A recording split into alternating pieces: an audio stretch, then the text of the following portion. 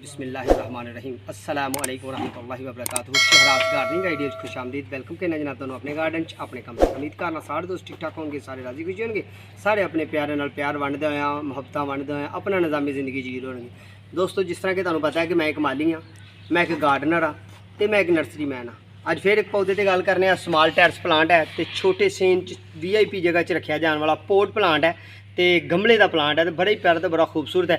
ज़्यादातर तुम वेखते हो सरकारी अदारे या VIP अदारे जिस तरह कि बैंक हो गया या जिस तरह कि इनडोर प्लांट्स पौधे रखे होंगे ने लोगों ने बड़े निजी जे अदारे यानी कि VIP जगह च, ठीक है वो प्लांट ने तो उन्होंने उत्ते एक प्लांट सानू नज़र आया तो वो मैं गल करने तो ये लानी सी गमले च लाना है प्लांट नूं तो ये मेरे दिल च ख्याल आया कि तुहाडे नाल गल करिए। है जी साडा जिहड़ा ना ये ब्लैक ड्राइसिनिया प्लांट है, छोटे पत्ते वाला ब्लैक ड्राइसिनिया प्लांट है। ये पत्ते बड़े घने होंगे ने दोस्तों, बहुत ही घने पत्तियां वाला प्लांट होंदा है तो सोहना सुथरा प्लांट होंदा है।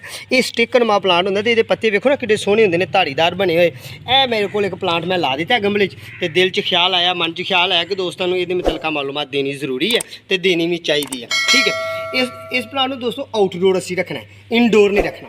इनडोर रखांगे तो प्लांट साडा ज़ाया हो जाएगा, खराब हो जाएगा। सूरज की रोशनी ये वास्ते बहुत ही जरूरी है तो बेहद जरूरी।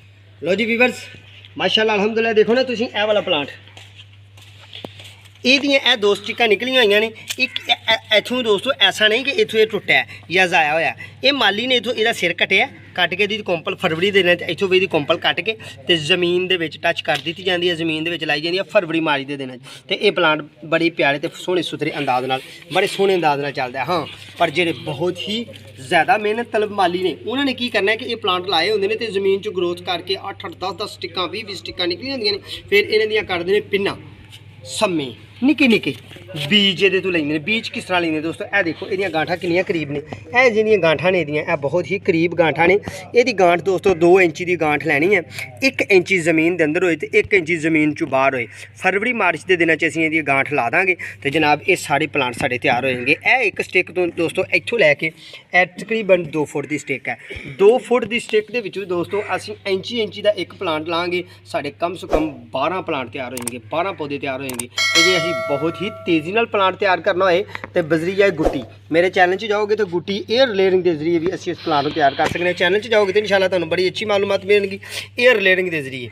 दोस्तों इत्थे रख के असीं मट्टी थोड़ी जी बन्नांगे तो साडा प्लांट 20 तो 25 दिन च तैयार हो जाएगा। उस तरह दोस्तों इस प्लांट ने एडे वड्डे इस प्लांट ने इन्नी हाइट ते जान लग्या कम से कम 7 माह का टाइम लैना है। इहदा नाम है ब्लैक ड्राइसिनिया प्लांट। आउटडोर प्लांट है, फुल इनू लगता है ब्लैक ही तो सिटारमा बाजरे तरह फुल लगता। फुल की कोई एडी ज़्यादा हसीयत नहीं पाई जाती, सिर्फ ये पत्तियां की हसीयत पाई जाती है, ये अपनी खूबसूरती की हसीयत पाई जाती है। सूरज की रोशनी ये वास्ते बहुत ही ज़रूरी है। इनडोर रखोगे तो दोस्तों ये चलेगा ज़रूर पर सूरज बिल्कुल नहीं पेगा तो यह पौधा 10 तो 15 या 20-25 दिन के अंदर फौत हो जाएगा। हैवी तो सोहना तो सुथरा प्लांट है। फिर एक होर गल है कि जो दोस्तों के प्लांट ने इतों पत्ते जल जाए ना वो ऐसी सोच ना रखन कि प्लांट जल गया, जलदा नहीं। ज़ाहरी बात है कि उन्होंने जिन्नी को खुराक मिलनी है उन्ने को पत्ते लैने ने, बाकी पत्ते उन्हें जला देने ने। हुण देखो ना इस पोर्ट के असीं लाया प्लांट, इस पोर्ट चों कढ़ांगे, कढ़ के तो असीं इस पोर्ट च पावांगे यानी कि ये उत्ते जिहड़ी उतली पत्ते वाली जगह ना ये थोड़ी जी लंबी हो जाएगी, हाइट वाली हो जाएगी क्योंकि ये मंग रहा हुण खुराक, ये मंग रहा फीड, ठीक है। आओ फिर असीं इहनूं लाने ला के तो तुहाडे नाल इहदी गलबात करने। यह वड्डा प्लांट है, इहनूं लाने तो ला के करने गलबात।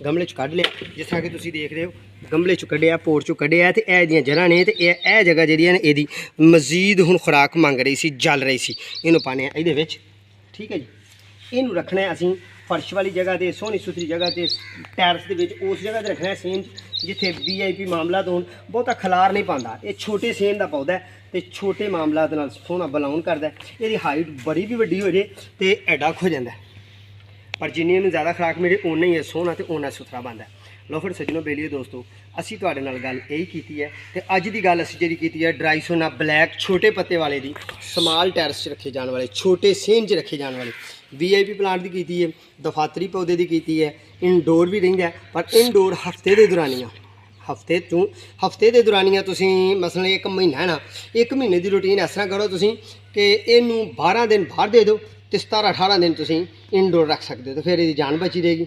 ਲਓ ਫਿਰ ਚੈਨਲ ਨੂੰ ਕਰੋ ਸਬਸਕ੍ਰਾਈਬ, ਦੁਆਵਾਂ 'ਚ ਯਾਦ ਰੱਖਣਾ ਆਪਣਾ ਤੇ ਆਪਣੇ ਪਿਆਰਿਆਂ ਦਾ ਖਿਆਲ ਰੱਖਣਾ। ਜਿਹੜੇ ਨਵੇਂ ਵੀਵਰਸ ਨੇ ਇਹਦੇ ਤੋਂ ਹਟ ਕੇ vegetable plant, fruit plant, indoor plant, outdoor plant, flower plant ਤੇ ਜਨਾਬ ਛਾਂ ਵਾਲੇ ਵੱਡੇ ਵੱਡੇ ਦਰਖਤ, 에ਅਰ ਲੇਅਰਿੰਗ जनाब इन्हों के मतलब असी गल्लां बातां कीतियां। साडे चैनल का विजिट करोगे तो इंशाल्लाह तुहानूं अच्छी तो सोहनी तो सुथरी मालूमात मिलेगी। अपना तो अपने प्यारों का ख्याल रखियो, साढ़े हक का दुआ करियो। इंशाल्लाह बहुत जल्दी ज़िंदगी दोबारा फिर मुलाकात होगी। उन्नी देर तक अपने मेज़बान अपने प्यारे दो इजाज़त। अल्लाह निगहबान।